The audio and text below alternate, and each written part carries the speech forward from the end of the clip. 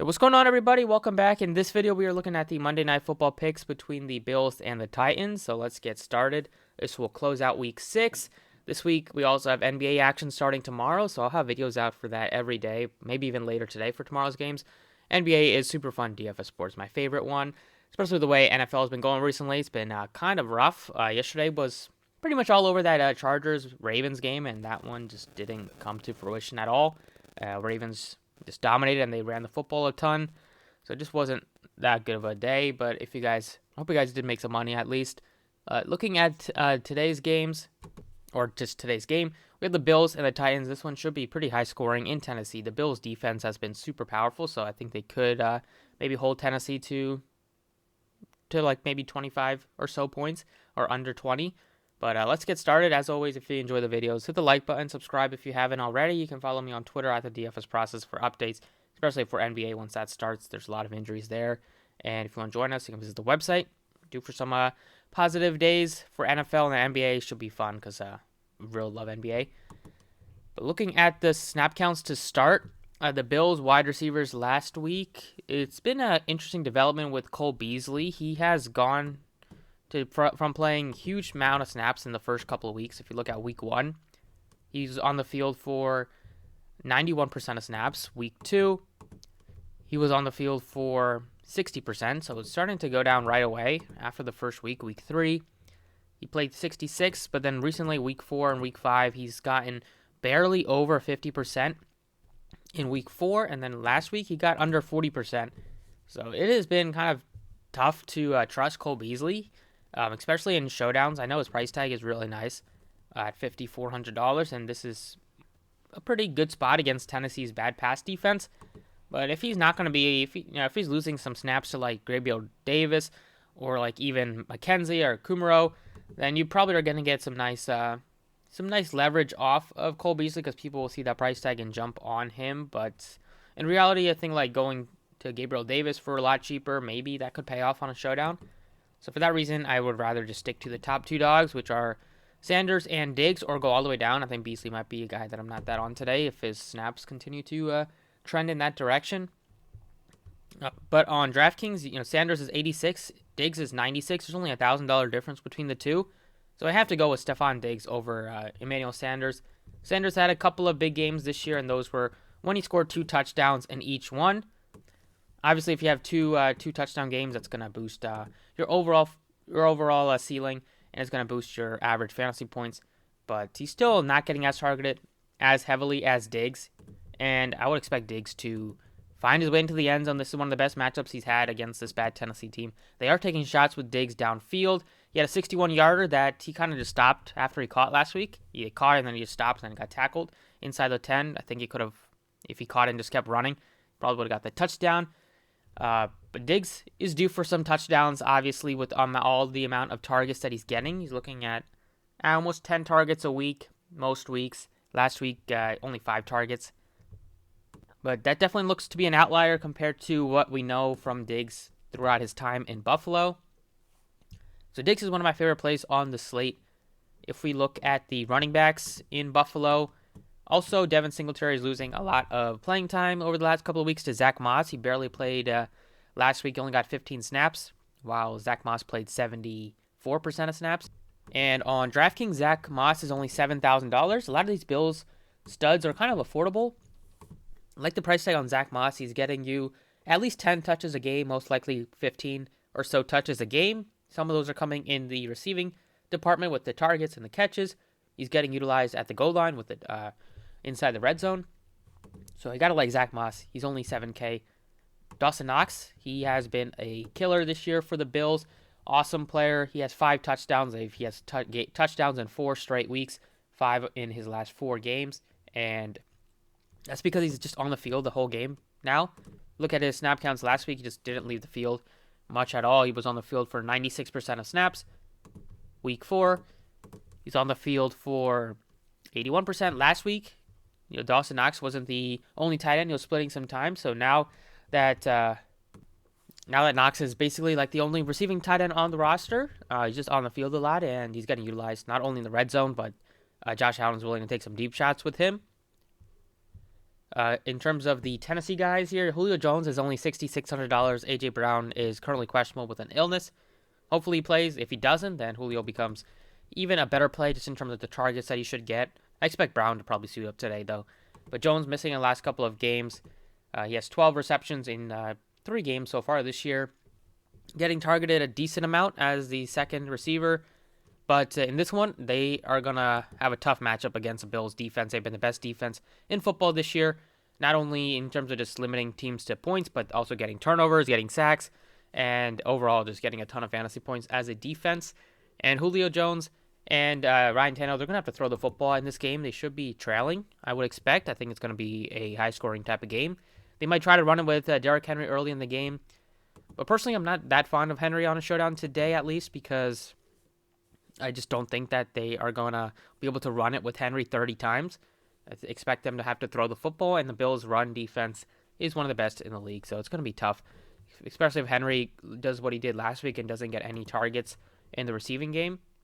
So personally, with all the ownership that Henry will probably carry, I would rather go to Tannehill for much cheaper as the quarterback, $2,600 cheaper, or go all the way down to some of the weapons like Julio Jones or A.J. Brown, or maybe look to like one of the cheap guys on Tennessee, the receivers. You have Chester Rogers is questionable as well. If he doesn't happen to play, then last week we saw Johnson play a bunch, and he's only $1,400. He would probably be the third wide receiver. You also have Nick Westbrook, Ikine, who played and has played a lot in place of some of the injured players this year. He would get a bump at $1,200. And then you have Ferkser, who's $4,000. He's been fine as a tight end. They don't have Jonnu Smith anymore now on the Patriots, so Ferkser is the best pass-catching option that they have at tight end. And then they also have like McCole Pruitt, who's down here. He's only $600. He has had a touchdown. He's had a couple of catches this year. Some of these coming in games without Ferkser, but if you look at the snap count, he's still on the field. He doesn't run as much routes as Ferkser does, but if he's going to be on the field, run a few routes, only $600, chance to be utilized in the goal line near the red zone or in the red zone, I think that could be worth a shot on a showdown where he's the cheapest guy that I would consider on the Tennessee Titans. Just looking at his snap counts from last week, he even with Ferkser there, he outplayed him. He played 56% of snaps. Looking over at week 4, Ferkser played 50%. He got 28. Swain is also in there, but I don't think he's gotten much action at all this year. Let's take a look at him. Swain, he's $200. He has 5 catches for 37 yards. I would prefer going to Pruitt instead. Just my personal preference. So those are like the main pieces to consider at the bottom. Like right now, under 1,000, it's Pruitt is the only guy I'm kind of considering. In the value range here, I like both of the kickers. They're very cheap, $3,400 for Tyler Bass, $32 for Randy Bullock. I think Bass looks better because they should be able to score more points. But don't mind going to Bullock as well if you wanted to go with 2 kickers or go with like a lower owned kicker. So usually the kickers are like $4,000 on a showdown. You're getting them at $3,400 and $3,200, so very affordable. And if you wanted to play Singletary, he's only 46. He didn't play much snaps last week. But usually he's getting at least 10 touches. He has 1 touchdown. Not getting targeted as much as Zach Moss. But could always break one. This matchup is very solid for the entire Bills team. Tennessee's defense has not been very good at all. So that's pretty much it for like the breakdown. In terms of building lineups, Josh Allen is going to be one of the best captain plays. And Josh Allen, I think Diggs is a great captain play. And then I would look to like Dawson Knox, Zach Moss as some of the value captain plays. Personally, Sanders is very closely priced to Diggs, so I'm just going to hope that Diggs outperforms him today, and hopefully he's the one catching touchdowns instead of Sanders. Then you have Cole Beasley at only 81, but the snap counts do worry me a little bit. You could always play the Bills defense at captain. They're like one of the few defenses that make a case to play at captain because they've topped 17 plus in 3 of their 5 games this year. In terms of just being an overall great fantasy defense, they are that team. So even against the Chiefs last game, they put up 17 against that great offense. And Tennessee's offense hasn't been great this year. They struggled with some injuries, but hopefully if they're all healthy with the receivers, I think they would be able to put up some points at home. But on a showdown, anything can basically happen. So I would probably make one lineup if you make a bunch with the Bills at captain. And that's probably the cheapest I'd go at captain. Let's do one with Josh Allen. Pair him with Stephon Diggs. Probably get to Zach Moss or Dawson Knox here as well. Plug in those three guys.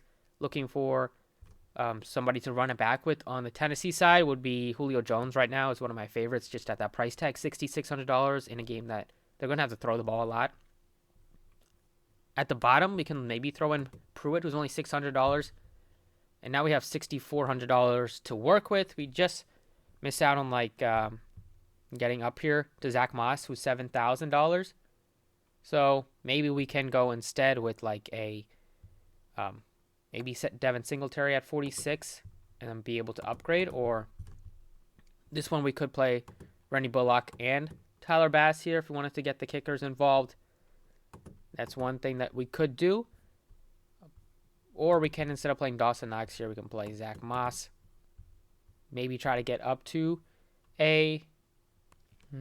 we just plug in the Bills defense here. Now we have $2,800 left. You can plug in Gabriel Davis if you wanted to full stack the Bills.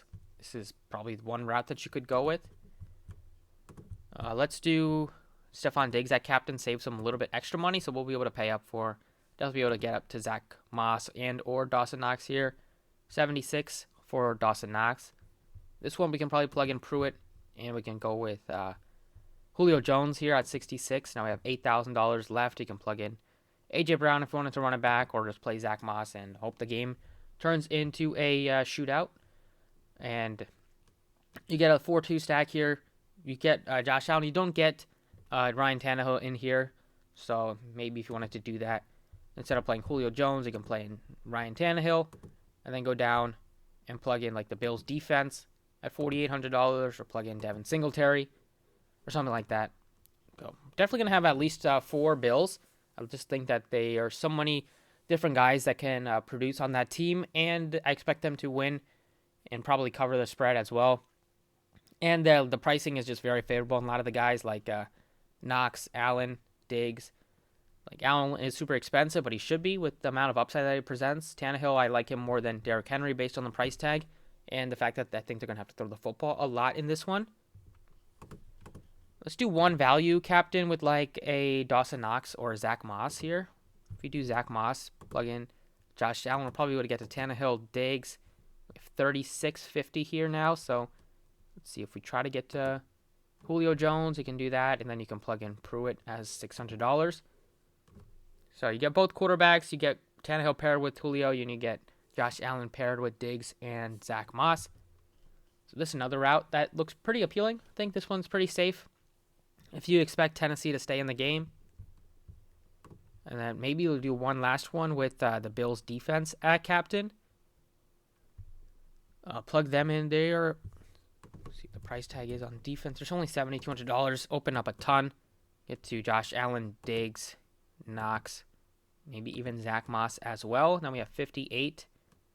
So we're going to have to maybe go with Julio instead here. Still miss out on the guys that we want to get to. So let's see. If we plug in Tannehill, we have 3,000. If Jeremy McNichols plays, then in this type of game, I think he looks fine just because he's going to be on the field. If they're trailing in terms of getting targets, I don't think they're going to be able to run the football very effectively with Derrick Henry for most of the game. Maybe early on they try to, but if they're losing in the second half. So he would be interesting, but they're also a decent chance that he doesn't play, which means Darrington Evans would get that role. So keep an eye on that. He's only $200 if there is no McNichols and Evans gets the backup duties, a guy that can catch passes as well. He would be one of the better value plays that we can look to. And then we would probably be able to get to Josh Allen at captain and then plug in Tyler Bass if we wanted to do that or something like that. So a lot of ways to go here on the showdown. Will be interesting to see what some of these injuries turn out to be on the Tennessee side with Chester Rogers and Jeremy McNichols. But overall, in terms of just my favorite plays, it's got to be Allen. It's got to be Diggs. I think Julio looks very good to run it back with on the Tennessee side. And then right now, picking between Zach Moss and Dawson Knox. Pretty much both guys I like, but I'll side with Dawson Knox for now. And that's about it for the DraftKings side. Let's jump over to FanDuel. All right, on FanDuel, no surprise that Allen is 17,000. They have Ryan Tannehill only 14K. Diggs is only 12.5.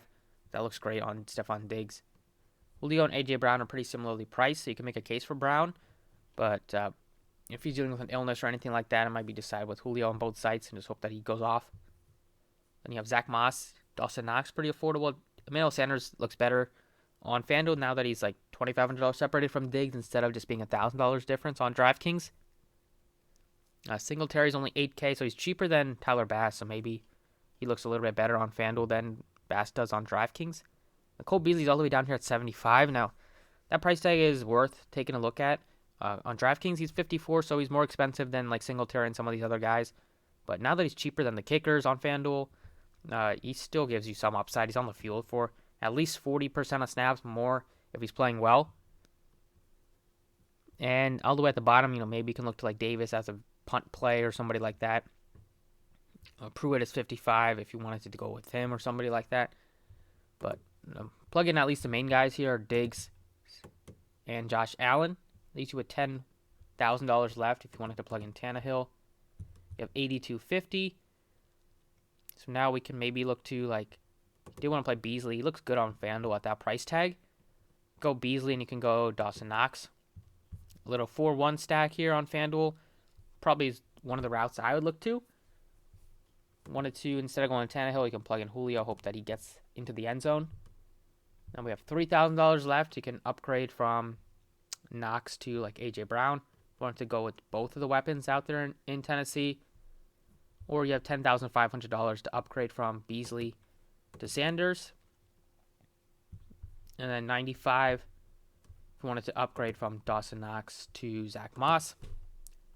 So probably on FanDuel I'll have a 4-1 stack, I think. The Buffalo guys are just very appealing on the price tag. And the fact that you're going to get probably 4 or 5 touchdowns every single week from this offense. So on FanDuel, I got to go with Josh Allen, Stephon Diggs, and then I think I'll probably find a way to get Tannehill in there and then just jam in some of the cheap guys at the bottom. Because even if Tennessee loses by a bunch, Tannehill can still have some fantasy points if he throws a football to some of these wide receivers, gets into the end zone. We can also run a little bit. He hasn't seen that much this year, but he does give you a little bit of rushing upside. Maybe hope that he gets his way into the end zone with like a rush. The Ferkster is only 4,000 or 6,000, so he could be a guy that you do pair with Tannehill, and then you have 10-5 to maybe just plug in like Sanders if you wanted to go with a 3-2 approach. But that's about it for the video. Hopefully you enjoyed. Thank you for watching. Best of luck tonight, and I'll see you all next time.